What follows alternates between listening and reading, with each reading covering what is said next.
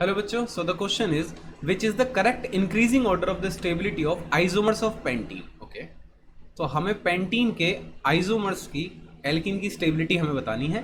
तो पहले फंडा लिख लेते हैं। फंडा क्या है? जो स्टेबिलिटी होती है एल्कीन की वो आप कैसे निकालते हैं? Stability of alkene is directly proportional to alpha hydrogen. Directly proportional to alpha hydrogen, यानी कि पड़ोसी हाइड्रोजन जितने ज़्यादा होंगे उतनी ज़्यादा एल्कीन स्टेबल हो जाएगी।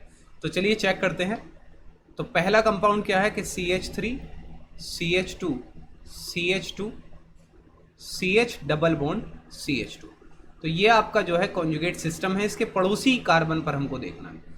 तो इसके पड़ोसी कार्बन पर 2 अल्फा हाइड्रोजन, तो इसमें मॉलिक्यूल में 2 अल्फा H हो गए। ठीक है, चलिए नेक्स्ट देखते हैं। सेकंड में क्या है? सेकंड में है आपका CH2 CH3। इसको ओपन करके लिख लेते हैं ताकि पड़ोसी कार्बन पर ही पता चले। ये आपका H, ये आपका CH3 और ये आपका H। तो कॉन्जुगेट सिस्टम आपका ये वाला हो गया, डबल बॉन्ड वाला। इसके पड़ोस में देखना है, तो इसके पड़ोस वाले कार्बन पे 3 हाइड्रोजन यहाँ पर हैं और 2 यहाँ पर हैं, तो 5 अल्फा H सेकेंड में हो गए। थर्ड ऑप्शन चेक करते हैं। तो थर्ड ऑप्शन में देखते हैं। ओके, थर्ड ऑप्शन जो है आपका ट्रांस फॉर्म है और 5 अल्फा हाइड्रोजन ही है। CH2 CH3 CH double bond H और CH3।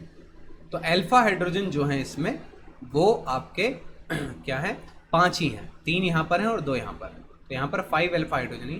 फर्क क्या है कि ये एक सिस मॉलिक्यूल है और ये एक ट्रांस मॉलिक्यूल है। ठीक है, और सिस और ट्रांस में जो स्टेबिलिटी ज़्यादा होती है वो ट्रांस की ज़्यादा होती है। ठीक है, तो ये हम याद रखते हैं। अब नेक्स्ट में देखते हैं CH3 CH3 double bond CH3। तो ये हमारा कॉन्जुगेट सिस्टम हो गया। इसके पड़ोस में देखिए 3 हाइड्रोजन यहाँ पर है, पड़ोसी कार्बन पर 3 यहाँ पर हैं और 3 यहाँ पर हैं, तो इसके पास हो गए 9 अल्फा हाइड्रोजन। ठीक है, तो सबसे पहले आ गया आपका फोर्थ कंपाउंड जिसके पास 9 अल्फा हाइड्रोजन है। उसके बाद 5 अल्फा हाइड्रोजन वाले 2 मॉलिक्यूल हैं जिसमें एक ट्रांस एक सिस है, तो ट्रांस की ज़्यादा हो जाएगी सिस से। ठीक है, और उसके बाद first answer. So hence the correct order is represented in first option. So first option is the right answer. So I hope the concept is very much clear to you. Thank you and best of luck.